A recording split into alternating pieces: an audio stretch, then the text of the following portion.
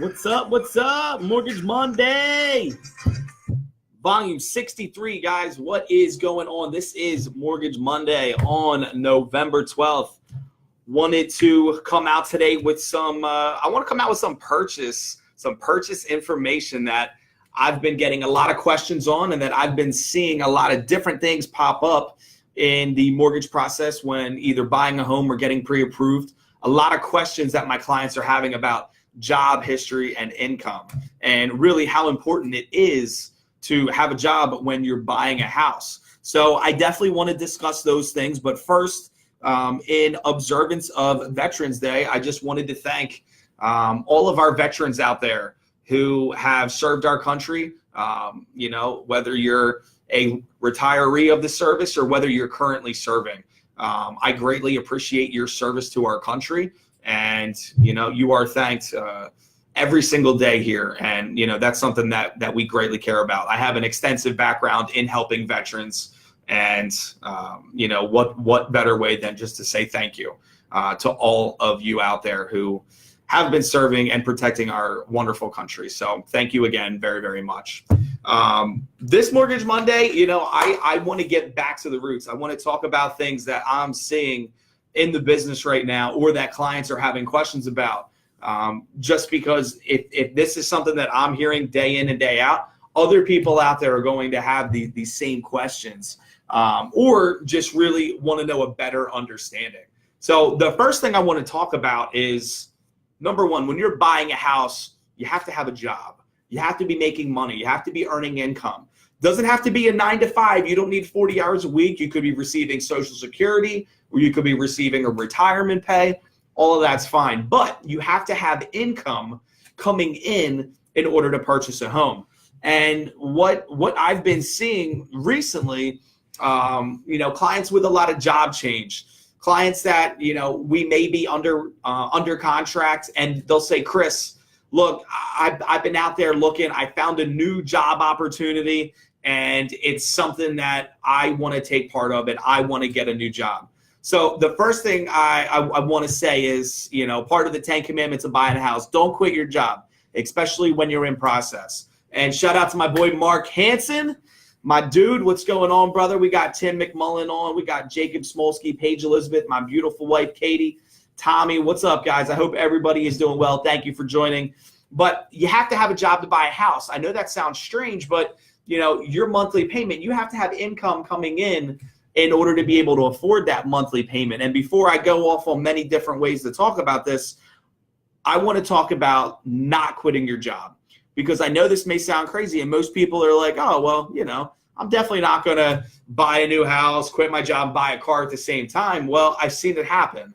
And I've seen people that have gone through and done that. And a lot of times they don't want to tell their mortgage lender that they're out there looking for a new job. Your mortgage lender is your best friend. That is somebody that cares almost as much as you do, if not more, about getting your loan closed. And we need to be in the know. I know a lot of times, it's easier to ask for forgiveness than it is permission.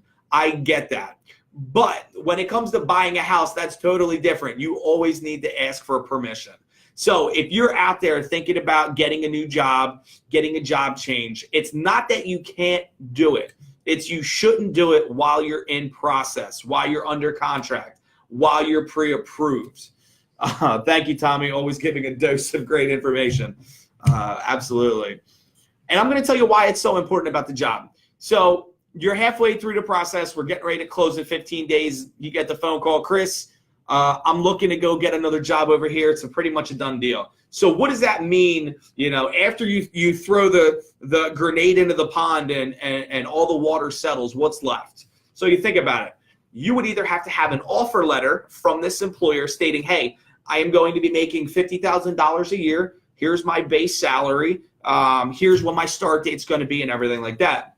Most lenders are normally going to require that you have 30 days pay stubs in the file from your current job. That's how we're able to calculate your income. We're going to look at how much money you're bringing in each and every week, and we're going to help determine what your debt to income ratio is. So if you start a new job, we're not going to have those pay stubs. Now, granted, In the exception case, I have gotten loans through with an offer letter and one pay stub. It is possible, but it's never a good idea to make a job change during the process. You especially don't want to make a job change when, let's say you've been in construction your whole life, and then all of a sudden you woke up one morning and say, you know what, I want to be a dentist. You know, you're now changing the field.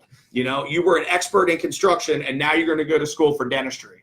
And, you know, something like that to the underwriter would be something that they don't want to look at approving, simply because it's not the same field. So if you're in construction and you're like, hey, I'm a general contractor, I work on concrete, I do roofs, I do electric, plumbing, and then you're like, well, hey, I'm going to go to this company over here in the same field, I'm just going to make more money. That is what's called an acceptable job change.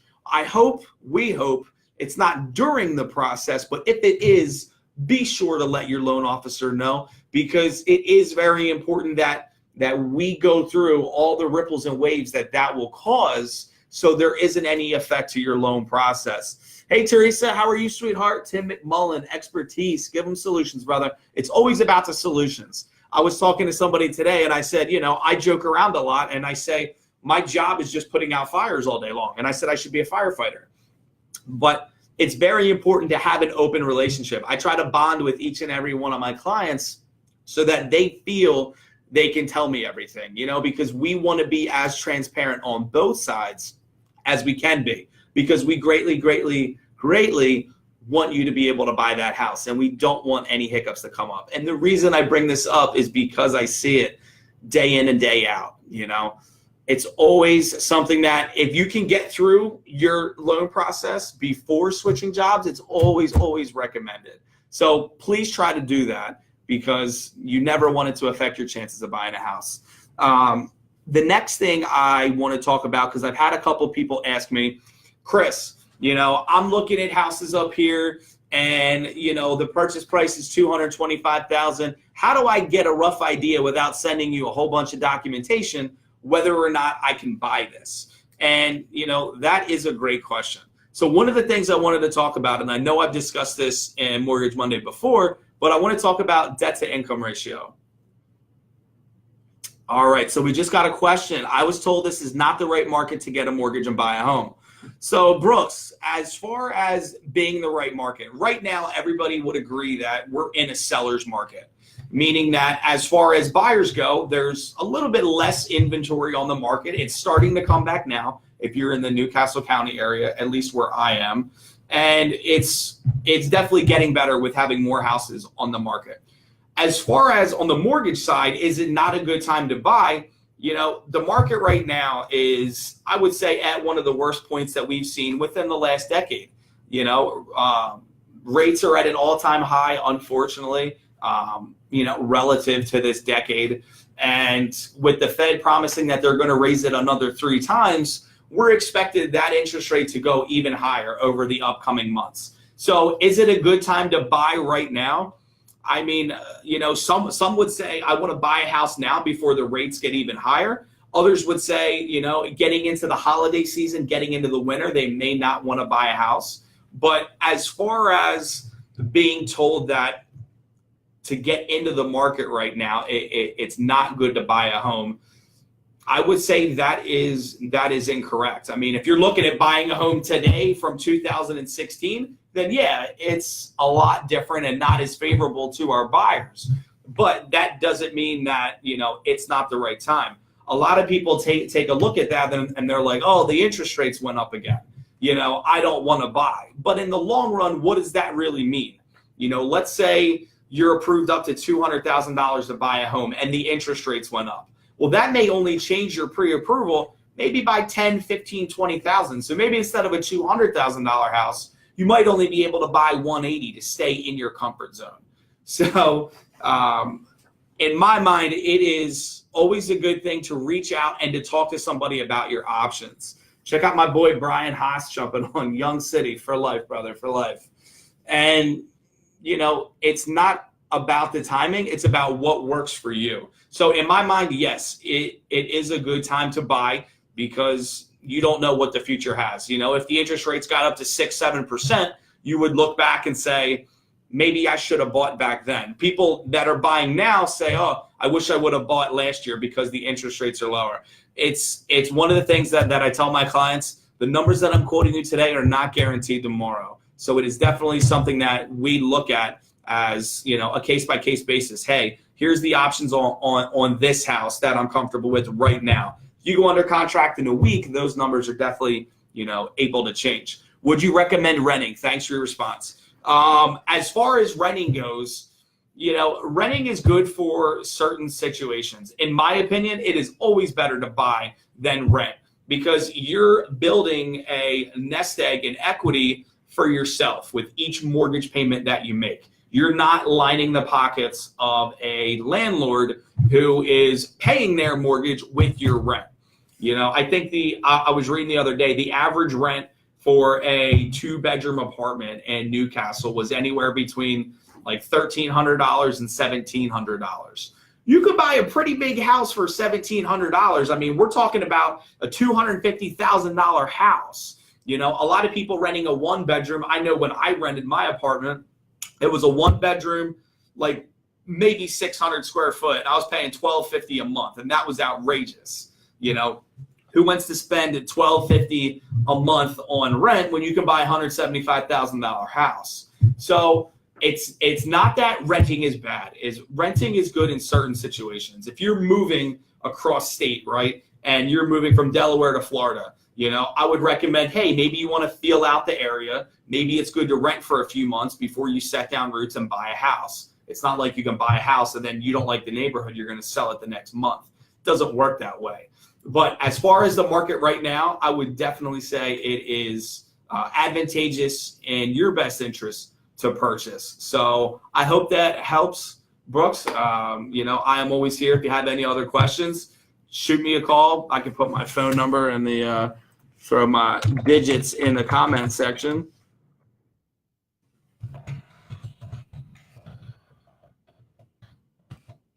If I could spell.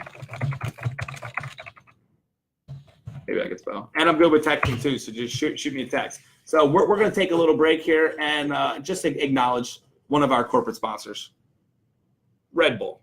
This is the Coconut Summer Edition can, and it is delicious. Keeps me going. I'll tell you what, I probably drink like 1 Red Bull a day, and it's horrible, but I love it. Perfect answer, Brooks. I'm in Florida, by the way. Awesome story. I am licensed in Florida as well. So any questions you have, just always feel free to give me a holler. Amber, how important are your bank statements, Chris? What do mortgage lenders look at? Amber, awesome question, sweetheart. So the thing about bank statements, we're always going to need 60 days of bank statements on file. So what that means, right? You're ready to buy a house, let's say January. I'm going to need your November and December bank statements in order to qualify you for how much assets you have to put down. So we're going to take a look at all your deposits. We're going to take a look at all your transfers between counts. We're going to look at everything. Bank statements are very, very important because it's showing us that you have the money in reserves, whether it be for a down payment, whether it be for,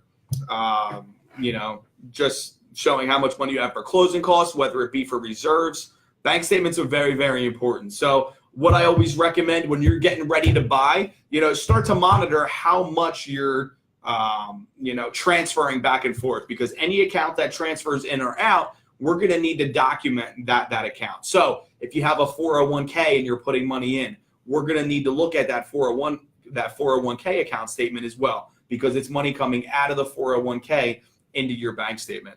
In your bank account. The other good thing to remember is cash. Everybody loves cash.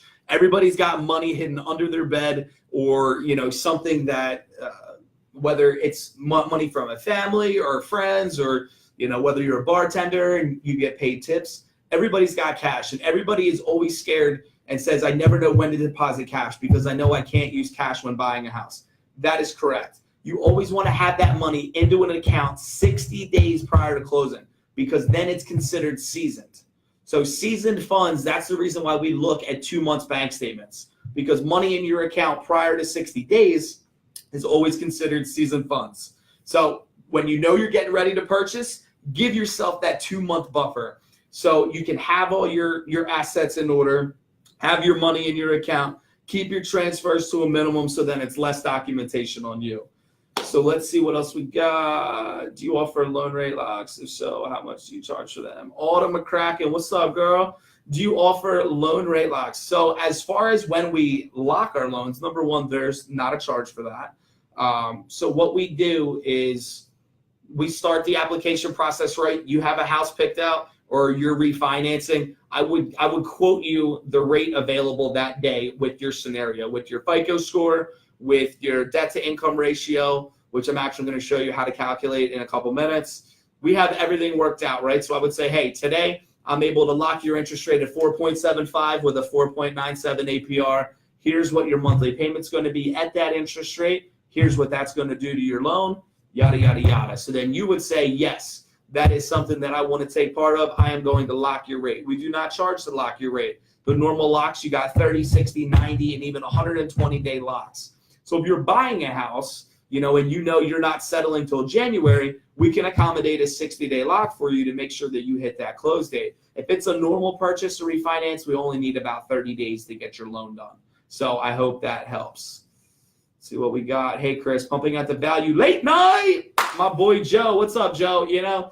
I said it last week, and I said, you know what? Mondays I've just been getting crushed lately. So today I come in. And, of course, it's, in observance to Veterans Day. So I'm like, things are going to be a little slower today. Nothing too crazy. And then wham, out of left field, Monday hits you just like a ton of bricks.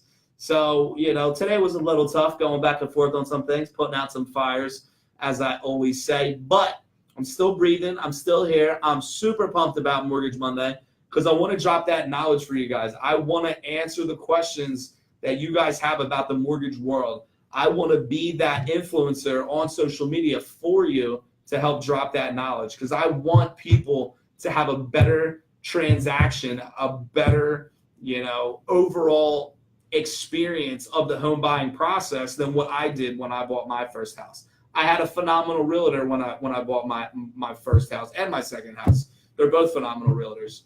But what I was lacking was the guidance on the mortgage side, and that was when I was very new into the game. So that's why I do this, guys. But awesome questions, as always, bring them. So I was talking about debt to income because we're talking about a job and how it is very important that you want to have a job when buying a house. And when people ask, Chris, how do I calculate my debt to income? This is something that it's always good to look at, as you're browsing online and you're like, oh, this house is $225,000. How can I figure that out? Bam, get your pen and paper ready and a calculator. All right, so the first thing you're going to look at, how much money do I currently make? So let's say you make $50,000 a year, right? So the first thing we're going to do is we're going to take a look at what that breaks down to. Because on the mortgage side, we're going to look at your gross monthly income. So at $50,000 a year, we're going to divide that by 12. That means your gross monthly income is $4,166.66. So we know off the bat, you're making roughly $4,100 a month gross. So that's great. We're going to put that number aside on our piece of paper, $4,100. The next thing we're going to look at is what are my current liabilities? What am I paying that's on my credit report monthly that I have to calculate in this? A lot of people are going to say, Chris, my car insurance. Your car insurance is a debt that you have, but it's not reporting on credit. Therefore, we're not going to take that minimum payment into consideration. That's the same for utilities as well. Your electric, your water, your sewer, your cable, your gas, anything like that, it's not reporting on credit. So yes, you are going to have those things, but it's not something that gets calculated in your debt to income ratio. The things we're going to look at, credit cards, always a big one. Student loans, installment accounts, auto loans, other mortgages. These are all things that you're going to have to deal with as far as calculating your debt to income ratio. So here's a little example for you. Let's say you have a car payment, right? $250. It doesn't matter what the balance of the loan is. It's all about the monthly payment. So many people psych themselves out of buying a house because they're like, I owe $15,000 on my credit card. Well, that may be true, but your monthly payment's only $114, let's say. I only go off the $114. It doesn't matter as far as qualifying how much that balance is. The only time it matters is when it's a student loan and they don't have a monthly payment for you. Then we need to take 1% of the balance into consideration. But that's a whole nother story. We'll get to that later. Debt to income ratio, right. So let's say you got car payment, $250. Let's say you got 2 credit cards at $25 a piece. So you have a $250 a month car payment. You have $50 in credit cards. That's $300. Let's say your new mortgage payment is $1,250, right? So let's work this out. So we got $1,250. We're going to add $300 to it.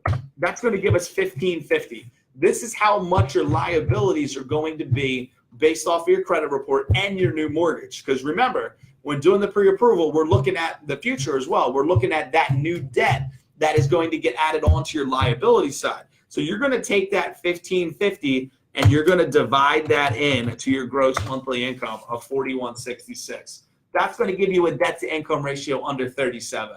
Most people know if you're a conventional buyer, you normally want to be under 45. Fannie and Freddie changed up their guidelines a little bit, so we can now go up to a back end of 50% debt to income ratio, which is great. So now you can say, okay, well, hey, maybe my payment's $1,400. So you'll take that $1,400, you'll add your minimum payments for your auto loan, your student loan, your credit cards, and you'll divide that liability amount by your gross monthly income. If that number's under 50, you're normally in good shape, assuming you have a positive credit score and everything like that. So that's a good little tip to have, because so many people ask me, they're like, Chris, look, I don't want to bother you working up 100 houses. Don't get me wrong. I have no problem working up numbers on 100 houses for you. That's my job. But it is always good to educate as well, so you know what I'm going to be looking at. And you want to talk about income, right? So here's a couple ways to calculate it. You get an annual salary of $50,000. Great. You're going to take that number, divide by 12. But let's say you're an hourly employee, right? Let's say you work 40 hours a week, which is standard. And let's say you get paid $18 an hour. So you're going to take your 40 hours a week, and I know we're getting way into math right now, but I love it, and I promise I'll finish up soon. So you're going to take your 40 hours a week, and you're going to multiply that by $18 an hour, as that's how much money you make. So you're pulling in $720 a week. Now, granted, there's 52 weeks in a year, so we're going to times that number by 52. That gives us an annual earning of $37,440. Now, remember, when working up your debt to income ratio, we're going to go off of your gross monthly earnings. So what are we going to do? We're going to divide that bad boy by 12, and that's going to give us $3,120. So now you know your gross monthly income is $3,120. Of course, that's before tax. You're gonna divide into that how much money you're coming out of pocket with on any bill that's reporting on credit. Like we said, credit cards, student loans, auto loans, installment accounts, other mortgages. Any debt that's reporting on credit, you're going to divide that into that gross monthly number, and that's how you're able to get your debt to income ratio. Very important by job. Vince goes, beard. I know, man. It is November. It is getting a little husky. I might have to trim that bad boy up soon. And I always go to Amstel. Mike Bender's my dude. He's been strapping me up for, I don't know. We were just talking about this the other day. He used to cut my hair in high school. So how many years is that? Figure I graduated high school 06. That's 12 years. That's crazy. So yeah, guys, today I just wanted to be about jobs. Don't forget, if you're buying a house, if you're in the process, please don't quit your job. If you absolutely have to, call your mortgage lender. They will tell you the right way to do it because they are your friend. So many people are afraid to talk to their lender because they don't want to get turned down. Your lender is going to be the person that is able to make that work. I am not just a loan officer and a firefighter. I am a magician. I am able to get things to happen for you because I know the right way to present it. I know the right way to operate and to do it the right way. So always be sure to consult your loan officer out there because they do have your best interest at heart and they want you to get into that house. Again, guys, it's been a lovely Mortgage Monday. Let's see, what's good for next week. Let's throw some ideas, comment in the post. Chris, we'd like to hear you talk about credit. We'd like to hear you talk about first-time home buyers. We'd like to talk about refinancing or debt consolidation. I am here for you. Anything I can add value for, please hit me up on that. And as always, any questions, shoot me a message, a text, anything. I am here. And don't forget, got to be about that mortgage boss. Yes!